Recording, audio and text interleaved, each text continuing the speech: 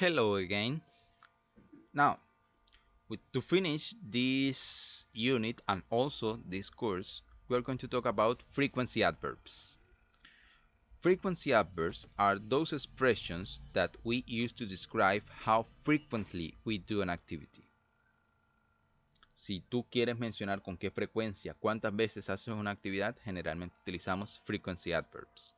For example, always, usually, generally, often, sometimes, occasionally, seldom, rarely, never. These are some frequency adverbs. First, it's important to talk about the position of these expressions in a sentence. An adverb of frequency goes before a main verb. For example, I always do my homework. He normally gets good marks in exams. Si voy a utilizar un adverbio de frecuencia como always o normally que tenemos en los ejemplos, generalmente estos van a ir ubicados después del sujeto y antes de la acción. En el caso de la primera frase, I always do, always va antes del verbo. Primero el adverbio de frecuencia, always, y luego el verbo, que en este caso es do, hacer mi tarea. I always do my homework.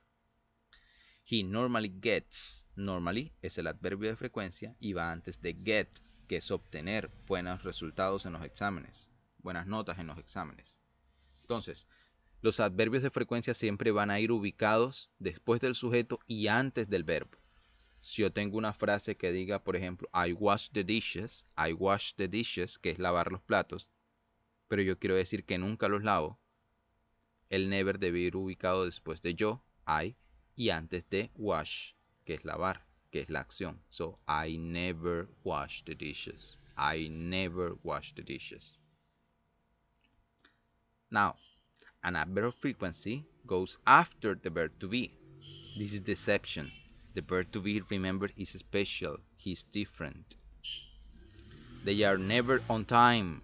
She isn't usually ready for exams. En el caso del verbo to be, se produce el caso inverso. Caso contrario, recuerden que el verbo to be es especial, él es distinto, no le aplican muchas de las reglas. Si una frase no lleva otro verbo, sino el verbo to be, en ese caso primero va el verbo to be y después el adverbio de frecuencia. They are never. Are es el verbo to be. They are never on time. Nunca están a tiempo. She isn't usually ready for exams. Ella nunca está lista para exámenes. Isn't es el verbo to be, por lo tanto debe ir primero y luego el adverbio de frecuencia. Tengan en cuenta esta recomendación sobre la posición. Es importante que aprendan a identificar la posición de los adverbios de frecuencia y cómo debo usarlos.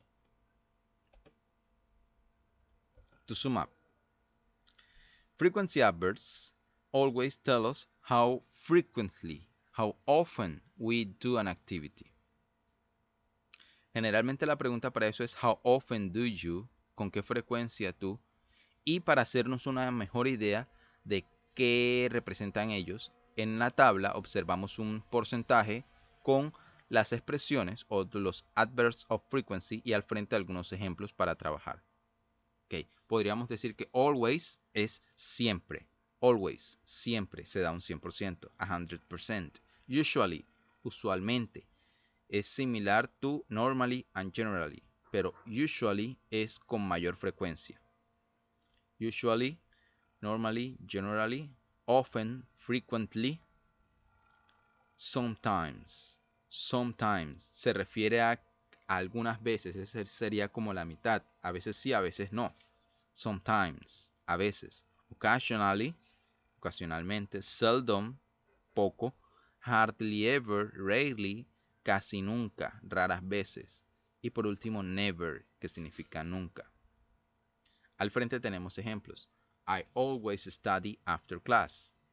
I usually walk to work. I normally get good marks. I often read in bed at night. I sometimes sing in the shower. I occasionally go to bed late. I seldom put salt on my food. I hardly ever get angry. Vegetarians never eat meat. En todos estos ejemplos pudimos observar el uso del verbo, de los adverbios de frecuencia y su posición de acuerdo a los verbos que tenían, que en la mayoría de ellos o en todos ellos fueron subject, adverb and main verb. Like below, Daniel always passes his exams. La estructura de todos los ejemplos que tenemos aquí hasta ahora son sujeto, adverbio de frecuencia y luego el verbo. Sin embargo, recordemos, como está en el último ejemplo, si la oración lleva verbo to be, ese orden cambia. Primero va el sujeto, luego el verbo to be y luego el adverbio de frecuencia. Subject, verb to be, and adverb. He is always happy. He is always happy. Okay, that's all for hoy, today.